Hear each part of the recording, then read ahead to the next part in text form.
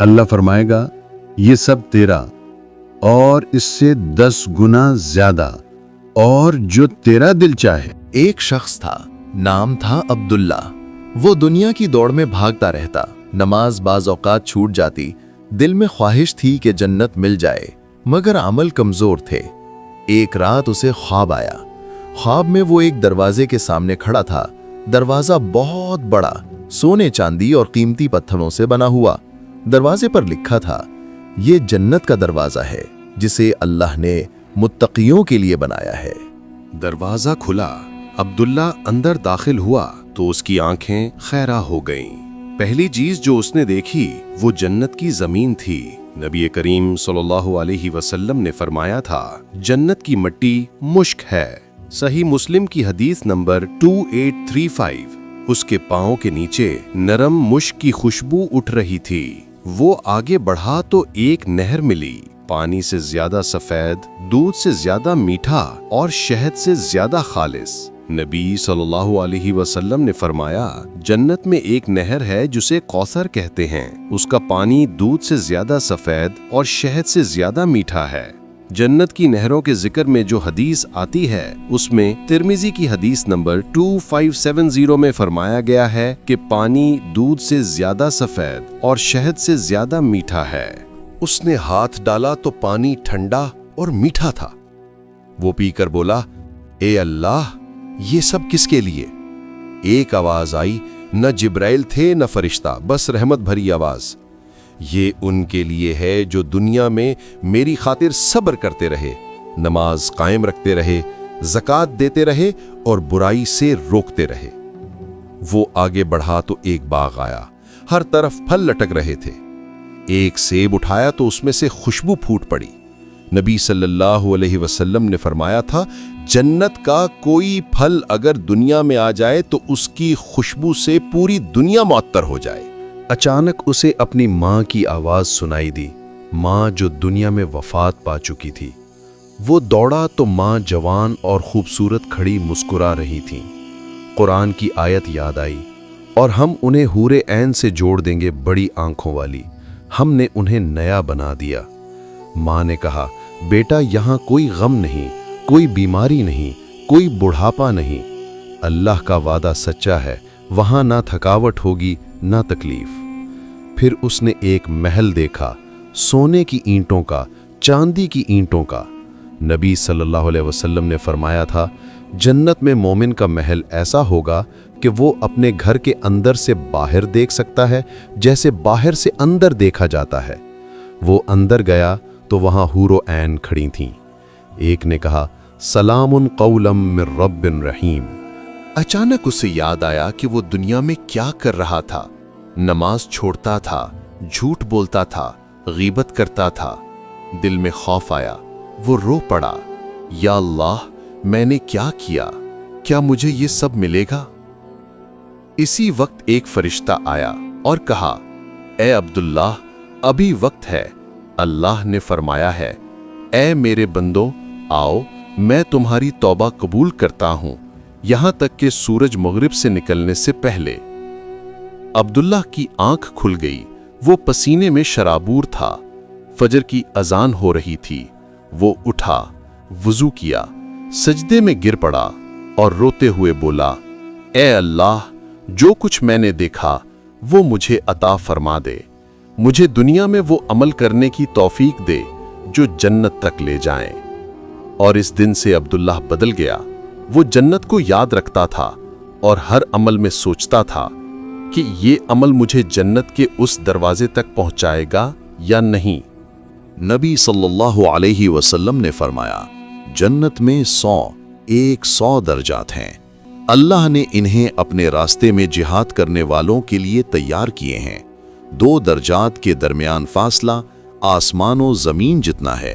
جب تم اللہ سے مانگو تو فردوس مانگو، کیونکہ وہ جنت کا سب سے بلند اور درمیانی حصہ ہے۔ اس کے اوپر رحمان کا عرش ہے اور اسی سے جنت کی نہریں پھوٹتی ہیں۔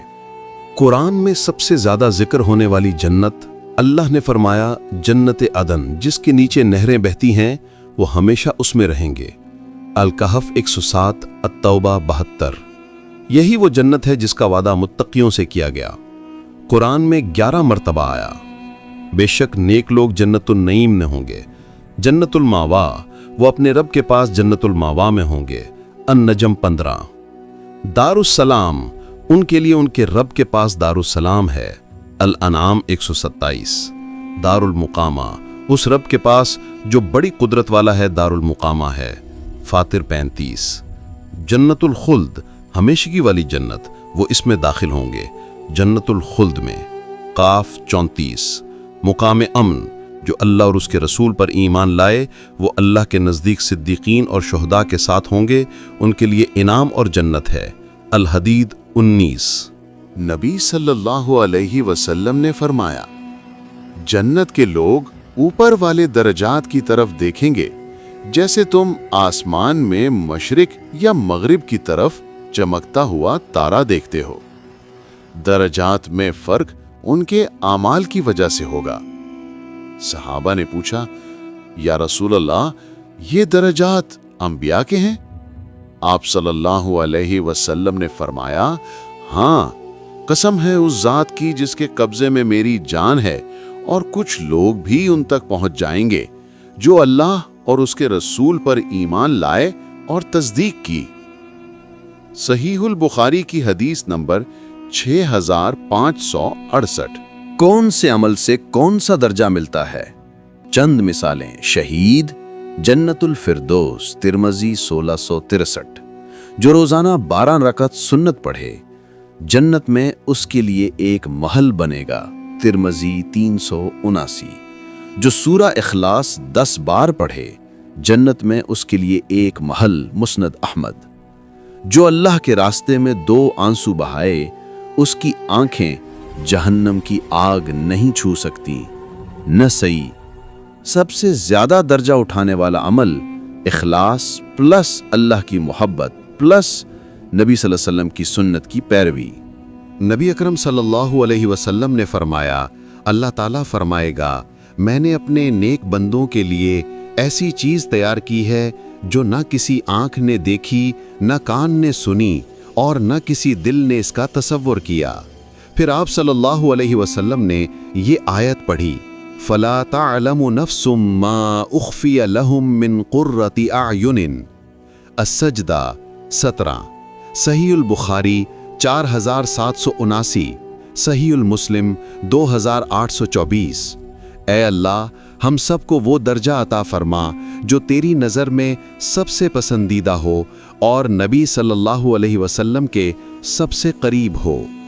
اللہم انی اسألک الجنت الفردوس الاعلی من الجنتی، آمین۔